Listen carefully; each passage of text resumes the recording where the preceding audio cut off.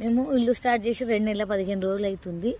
2 నెలల 15 రోజులలో నేను వచ్చింది చాలా తక్కువ ఇక్కడే. కానీ వేరే పనుల వల్ల నువ్వు పని చూసుకోపో, ఇక్కడ వాళ్ళ పని వాళ్ళు చేసుకుంటారు అని అనేసరికి ఇక తమ్ముని వాళ్ళ గృహప్రవేశాలని అటు తిరుగుడే అయిపోయింది.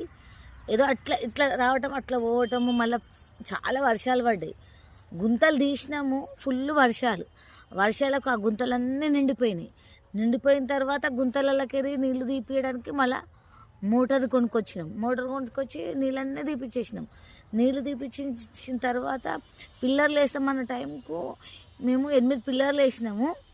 8 పిల్లర్లలో ఒక సైడ్ మొత్తం 4 పిల్లర్లలో ఫుల్ వాటరు ఊరుతున్నది అన్నట్టు. ఇక్కడ చాలా మంచిగా ఉంది వాటరు, నాకు బాగా నచ్చింది. ఊరుతున్నది, ఊరినా కొద్ది నేను కూడా వచ్చి తీసినా కానీ వీడియో తీయలేదు.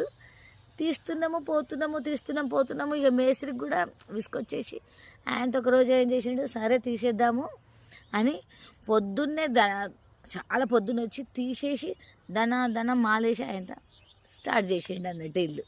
అట్లా జరిగింది. నిజంగా చెప్తున్నా, ఆ పిల్లర్లు పడే వరకు మాకు ఆ వాటరు నిండుడుకు చాలా భయం వేసింది. ఇట్లయితే ఎట్లా అని. అట్లా కూడా కొంత వర్క్ లేట్గా స్టార్ట్ చేసారు, ఇంకా లేట్ అయిపోయింది. ఇప్పటి వరకు 2 నెలల 15 రోజులు అంటే స్లాబ్ కూడా పడిపోయి కొంచెం గోడలు స్టార్ట్ చేయాలంట. అట్లా కూడా జరుగుతలేదండి.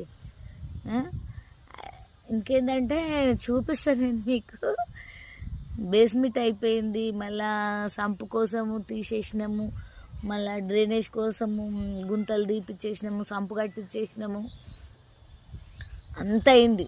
అంత అయినా కూడా నేను వీడియో చేసి పెట్టలేదు. ప్రతిదీ అప్డేట్ ఇస్తా అని నేను కూడా ఇట్లా చేయొద్దు కదా, ఇట్లా చేయాలని చేయలేదు. ఇప్పటి నుంచి చాలా వరకు చేసి చూపించాలని ఉంది నాకు. చూపిస్తా, సరేనా?